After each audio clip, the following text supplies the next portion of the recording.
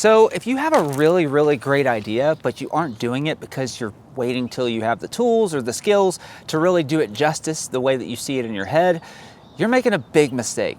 And I'm gonna explain why. A few weeks ago, I posted this video talking about how it's better to fail at something that you love than to succeed wildly at something that you hate. One of the people that asked me for advice said something that I can't really stop thinking about. This guy wrote into me and he said he has this really killer idea, but every time he goes to write it or tries to make a pass at it, it just comes out terrible. He said the dialogue sounds bad and he knows it's just not as good as it could be, so he doesn't want to put it out at all because he doesn't want to waste it. I'm gonna tell you the advice I gave him, but first I'm gonna tell you how I came to the conclusion of giving that advice in the first place. About 14 years ago, I started my YouTube channel. It was when I first started filmmaking. I was using it to basically learn, experiment, enhance my skills as a filmmaker. Over time, I got better and better, and I started shooting music videos and things like that, and ultimately became pretty good at it. Started pursuing stunts, made it pretty far in the industry, and I thought one day, man, I should revisit YouTube and get back to this stuff, but I really want to make this killer comeback video so that everybody sees how much I've learned and how much I've grown. It'll go viral and all these things or whatever. That was about 7 or 8 years ago when I had the idea that I wanted to make a comeback video for YouTube. And I didn't actually post another video on YouTube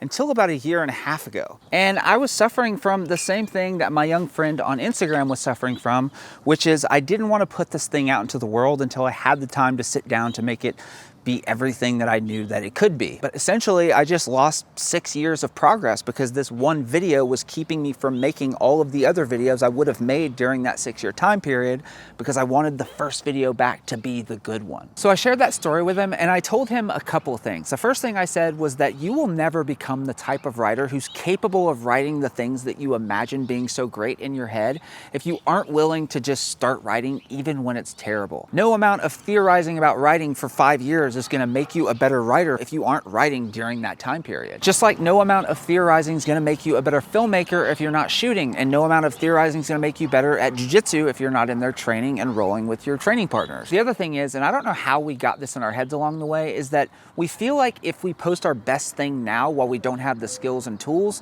it's just gonna be a waste because now it's out there and we can't revisit it. And that's just not true. You have to realize, especially now more than ever, there are no rules. You make the rules, especially on Instagram or YouTube where you own these channels. You can do whatever you want. So 5 years from now, when you're a better writer, you're a better filmmaker, you can redo it when you have the capacity to do it 10 times better. The project that you're avoiding making because you don't want to waste it is actually the thing that's standing between you and the reps that it would take to actually make it great. So make the content because we're waiting on it. And I hope this helps.